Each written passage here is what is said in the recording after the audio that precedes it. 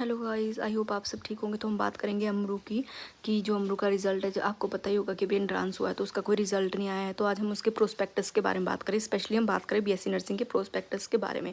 तो जैसे कि आपको पता है, प्रोस्पेक्टस आपने देखा भी होगा। तो पहले हमारे पास इंडेक्स आता है, ठीक है। पहले हमारे पास फीस का आता है, फीस में वही सब कुछ आपको पता है, दिया तो है आपने एग्जाम, ठीक है। तो उसके बाद इंडेक्स में बताया गया था कि कौन कौन से हमारे प्रोस्पेक्टस में कौन कौन से चैप्टर्स आएंगे, ठीक है। उसके बाद फिर कुछ इंपॉर्टेंट डेट्स बताई गई थी, ठीक है, जिसके अकॉर्डिंग हमारा पूरा जो ये सिस्टम था, जो हमारा पूरा ये मतलब काउंसलिंग या फिर बोल सकते हैं एग्ज़ाम से लेके काउंसलिंग तक जो भी था, सीट एलोकेशन तक का जो भी था वो सारा बताया गया था। बट इसके अकॉर्डिंग जो नहीं चल रहा है कुछ भी। फिर अब बताया गया है सीट मैट्रिक्स के बारे में। जैसे आपको पता होगा कि जो हमारा नेरचौक का जो मतलब जो मेडिकल कॉलेज है और उसके अलावा जो आईजीएमसी है, वहाँ पर हमारे पास 60 सीट्स थी।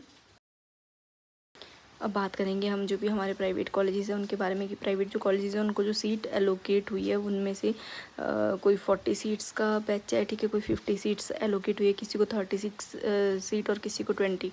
तो फिर उसके बाद हम बात करेंगे कि आपको पता ही होगा, जैसे आपका जो है रिज़ल्ट आ जाएगा तो आप अपने अकॉर्डिंग, अपने मार्क्स के अकॉर्डिंग कोई भी अगर प्राइवेट इंस्टीट्यूट देखना होगा तो आप चूज़ कर सकते हो। या उसके अलावा अगर आपने मुझसे कोई हेल्प लेनी होगी तो आप मुझे जो है डायरेक्टली जो भी हमारा एक कमेंट सेक्शन है उसमें मैसेज कर दीजिएगा। मैं आपको जो है उसके बारे में डिटेल्स दे दूँगी। नेक्स्ट हमारे पास आता है एलिजिबिलिटी एंड एजुकेशनल क्वालिफिकेशन। तो आपको पता है बीएससी के लिए जो भी हमारी एलिजिबिलिटी रहेगी वो हमारी यही थी कि जो है +2 जो है हमारी मेडिकल से होनी चाहिए और 50% जो मार्क्स होने ही चाहिए, ठीक है। उसके बाद हमारा आता है चैप्टर 4, जिसमें डिस्ट्रीब्यूशन बताई गई थी सीट्स की कि जो भी हमारी मेडिकल कॉलेज है या फिर जो हमारे प्राइवेट कॉलेज है उसमें कैसे कैसे सीट डिस्ट्रीब्यूट होगी। उसके बाद जो ये ऑनलाइन फॉर्म कैसे फिल हुआ है, ठीक है, वो सब कुछ आपको पता है। यहाँ आपको यहाँ तक तो पता ही है कि आपने जो है कैसे फॉर्म फिल किया है, कैसे क्या किया। और सेंटर्स का भी बहुत से लोगों को पता होगा कि कौन कौन से एग्जामिनेशन सेंटर थे, जैसे बिलासपुर, शाहपुर हो गया, ठीक है, ऊना, हमीरपुर, नगरोटा हो गया, मंडी हो गया, चंबा हो गया, कुल्लू, नालागढ़ हो गया, ठीक है।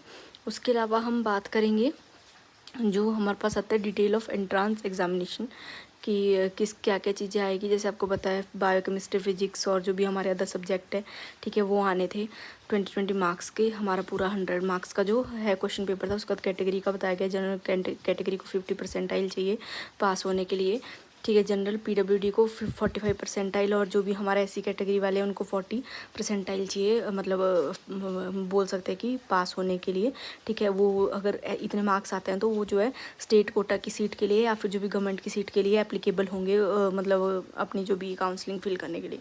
नेक्स्ट हमारे पास आता है हमारी सीट का। बहुत से लोगों को जो है ये एक डाउट रहता है कि फ़ीस कितनी रहेगी।